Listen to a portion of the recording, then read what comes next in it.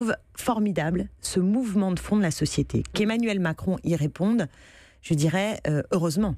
Heureusement, c'est ce que nous attendons des politiques, c'est d'accompagner les mouvements de la société. Ce qui m'inquiète, c'est que maintenant que cette parole se libère, nous avons besoin de moyens concrets pour faire en sorte que cette parole libérée puisse tout simplement déboucher sur un changement des comportements et sur une justice réellement opérante. Vous le rappeliez à l'instant, il a fallu un mouvement de fond, certes, mais très lent, justement, pour que cette parole se libère. On va reparler des moyens dans un instant, mais je voudrais vous citer une mesure. Par exemple, face à une réalité brute et terrible, on la disait tout à l'heure de nouveau, une femme meurt tous les 3 jours sous les coups de son conjoint en France. Eh bien, le président veut notamment faciliter les plaintes avec un signalement en ligne. Ça, c'est un exemple concret, efficace ou pas suffisant ? Pourquoi pas ?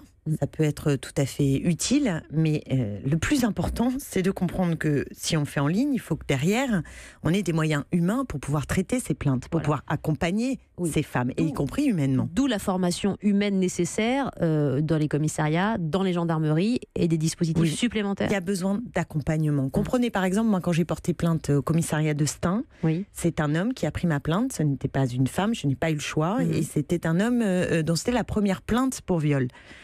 Il n'était pas du tout formé. Il y a un moment donné où il a demandé d'arrêter la déposition, rendez-vous compte, parce que c'était très violent pour lui et il est allé fumer une cigarette. C'est le monde à l'envers. Je ne lui en veux pas du tout. Je dis juste que si nous ne sommes pas capables d'accompagner, alors les femmes ne peuvent pas être reçues correctement.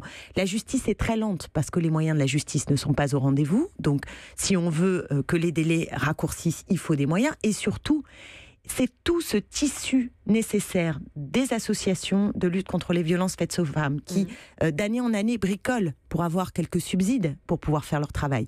Mais c'est aussi tous ceux qui font vivre le lien social qui doivent être renforcés pour qu'on puisse trouver la parole. Vous savez, on veut lutter contre les violences et le harcèlement au travail. Mais si vous laminez l'inspection du travail, qui est souvent un des moments repères de ces violences, alors pas de solution. Si vous voulez également que dans le système de la santé, on puisse repérer, alors il ne faut pas détruire l'hôpital, alors il ne faut pas... Vous voyez ce que j'ai...